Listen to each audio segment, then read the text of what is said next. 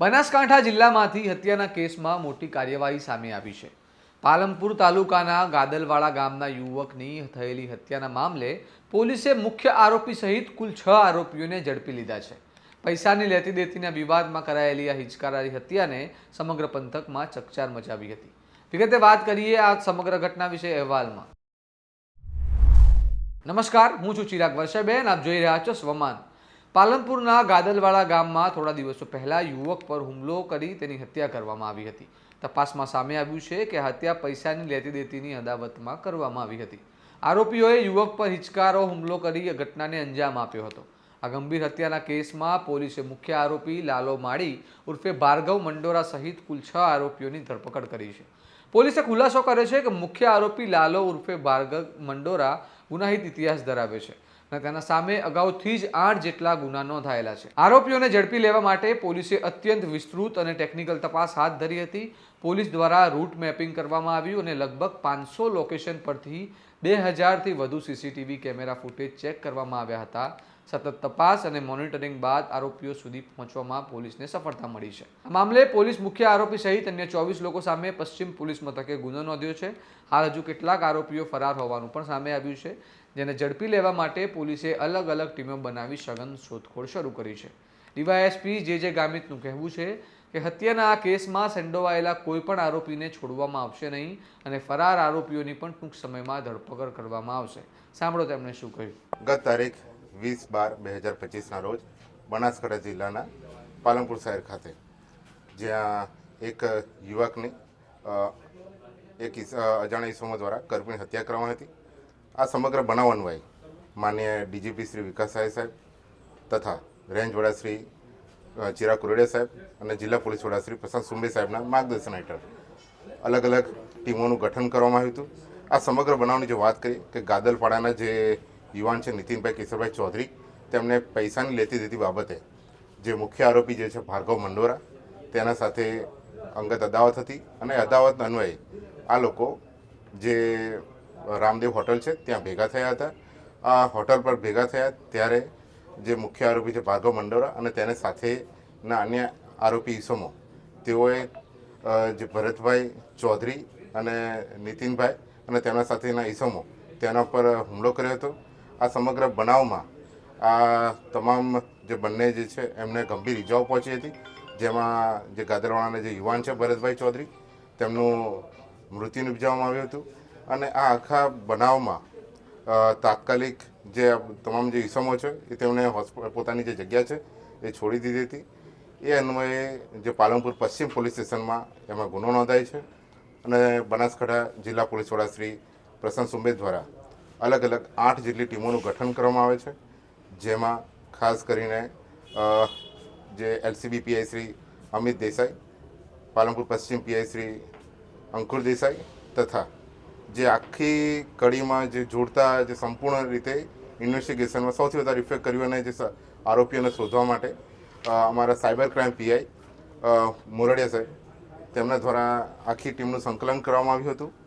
આ સમગ્ર જે આરોપીઓને શોધખોળની જે બાબત હતી એમાં અમે અલગ અલગ જગ્યાઓથી અલગ અલગ વ્યક્તિઓને રાઉન્ડ અપ પણ કર્યા હતા, જે આપણે પહેલાં પણ એની વિગત આપી હતી અને જેમાં અંતે અમે 6 જેટલા આરોપીઓને હાલમાં ધરપકડ કરી છે।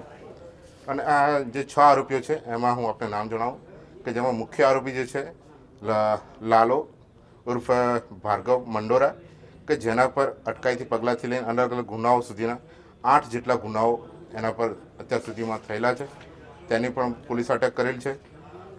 બીજો આરોપી જે છે ભરતજી ભુરાજી રાજપૂત, એના પર અત્યાર સુધીમાં 4 જેટલા ગુનાઓ બનાસકાંઠા પોલીસના નોંધાયેલા છે।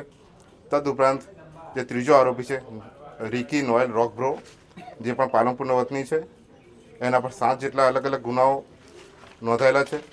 તેમજ જે ચોથો આરોપી છે ભૌતિક કુમાર જગદીશભાઈ પરમાર પરખડી, તેના પર અલગ અલગ 5 જેટલા ગુનાઓ નોંધાયેલા છે। તેમજ આરોપી ગણપતભાઈ સેનજીભાઈ ચૌહાણ, તેના પર 2 જેટલા ગુનાઓ નોંધાયેલા છે। આ સમગ્ર બનાવમાં જે ચકચારી મર્ડર કેસ હતો એમાં જે મુખ્ય આરોપી જે છે એ ભાર્ગવ ઉર્ફ લાલો નિમેશભાઈ મંડોરા, જે પાલનપુરના રહેવાસી છે એના શોધવામાં બનાસકાંઠા પોલીસ દ્વારા અલગ અલગ ટેકનિકલ ટીમોની અને હ્યુમન રિસોર્સિસની હ્યુમન ઇન્ટેલિજન્સનો ઉપયોગ કરવામાં આવ્યો હતો. હું આ તબક્કે બનાસકાંઠા પોલીસ વતી ગુજરાત પોલીસની સમગ્ર ટીમો, એ અમદાવાદ ક્રાઇમ બ્રાન્ચ હોય, સુરત ક્રાઇમ બ્રાન્ચ હોય, વડોદરા ક્રાઇમ બ્રાન્ચ હોય કે રાજકોટ ક્રાઇમ બ્રાન્ચ કે દરેક જિલ્લાની જે લોકલ ક્રાઇમ બ્રાન્ચ છે એનો પણ આભાર વ્યક્ત કરીએ છીએ કે તેઓએ પણ અમને આ સમગ્ર તપાસમાં સંપૂર્ણ સહકાર આપ્યો છે.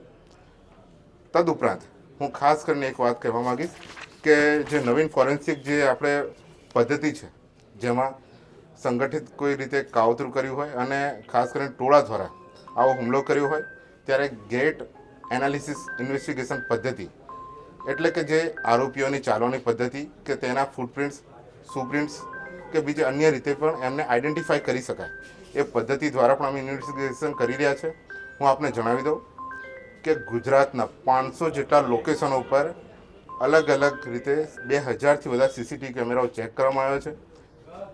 તમામ જગ્યાઓ જે રૂટ મેપિંગ કરવામાં આવી છે, આ રૂટ મેપિંગનો ખાસ આશય હતો કે આરોપીઓ જે છે એ કયા રસ્તે કયા જગ્યાએ છુપાયા છે, અને મુખ્ય હેતુ એટલો હતો કે બનાસકાંઠા પોલીસ તમામ આરોપીને એક સીધો સંદેશ આપવા માગે છે કે કોઈ પણ જગ્યાએ સંતાયા હોય, છુપાયા હોય તો પણ બનાસકાંઠા પોલીસ ગમે ત્યાંથી અમને શોધીને લાવશે. અને જેનું મૃત્યુ થયું છે એ ભરતભાઈ ચૌધરીને ન્યાય આપવા માટે બનાસકાંઠા પોલીસ કટિબદ્ધ હતી. આ સમગ્ર બનાવમાં જે તમામ જે ટીમો છે એમાં એલસીબી પીઆઈ એવી દેસાઈ, પશ્ચિમ પીઆઈ અંકુર દેસાઈ, અમારા સાયબર ક્રાઇમ પીઆઈ ટીએન મોરાડિયા, જેમણે ખાસ આમાં સંકલન કર્યું હતું, અમારા પાલનપુર તાલુકા પીઆઈ અને SOG in charge PI HV Dhandhaliya, PI Shri KM Vasava, અને જે ફિલ્ડમાં જે અમારી એલસીબી એસઓજીની જે ટીમો હતી જેમાં PSI Ahir, PSI RB Jadeja, PSI NV Rahevar અને પીએસઆઈ જે સરવૈયા, અને તમામ જે ટીમો છે જેમને પેટા ટીમો છે એ તમામે એમાં સંકલન કર્યું હતું. અને જેમાં તમામ જે આરોપીઓ છે, 6 જેટલા આરોપીઓ, એમને પકડવામાં સફળતા હાલમાં મળી છે.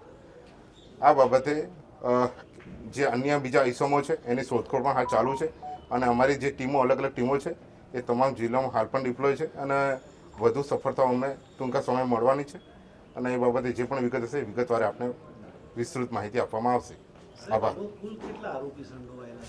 અત્યારે હાલની તારીખમાં ફરિયાદમાં જે રીતે અમે કહ્યું છે એ રીતે એક મુખ્ય આરોપી અને 24 અન્ય આરોપી, એમ કરીને અમે તમામ જે આરોપી છે એની શોધખોળ કરી રહ્યા છે. અને શોધખોળના અંતે અમને જે પુરાવાના આધારે જે પણ શંકાસ્પદ હોય કે બીજા અન્ય જેમના આ મુખ્ય જે કાવતરું છે એમાં રોલ હોય કે પછી જે હોટસ્પોટ છે ત્યાંની અમે હિલચાલનું જે નવી પદ્ધતિ અમે શોધખોળ કરી રહ્યા છીએ એમાં જે પણ અમને વિગતો મળશે એ રીતે અમે આરોપીઓને અટક કરશું. અને જેમાં હાલમાં તારીખમાં આ તમામ જે તપાસ છે અમારે પાલનપુર પશ્ચિમ પીએ અંકુર દેસાઈ ચલાવી રહ્યા છે, અને જે બીજા અન્ય આરોપી છે એમને પણ આઈડેન્ટિફાઈ કરીને ત્વરિત પકડવામાં આવશે.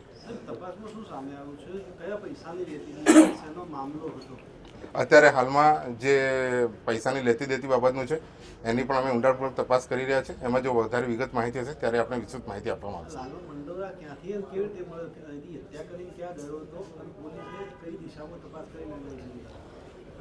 જે મુખ્ય આરોપી છે લાલુ મંડોરા, એને ટેકનિકલી અમારી ટીમો દ્વારા ખાસ કરીને જે પોલીસ દ્વારા જે બાતમી હકીકતના આધારે, કેમ કે એને ટેકનિકલી એ વ્યક્તિ મોબાઈલનો ઉપયોગ નહોતા કરી રહ્યા, એટલે બાતમી હકીકતના આધારે અમે એના હ્યુમન રિસોર્સિસના આધારે એની ધરપકડ કરેલી છે.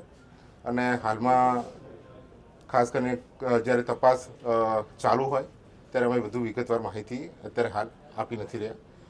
પરંતુ એક વાત ચોક્કસ છે કે કોઈ પણ ઇસમ જે આવા ગંભીર અને સઘન જે માનો કે હીન કૃત્ય જે કર્યું હોય એ ગમે ત્યાં છુપાયેલો હશે તો બનાસકાંઠા પોલીસ કટિબદ્ધ છે કે એને ગમે તે જગ્યાએથી શોધીને પણ અમે લઈ આવીશું. અને જે પાલનપુરની જે સુરક્ષા અને શાંતિ છે એને જાળવવાની અમારી જે પ્રથમ જવાબદારી છે એને અમે કટિબદ્ધ રીતે નિભાવીશું.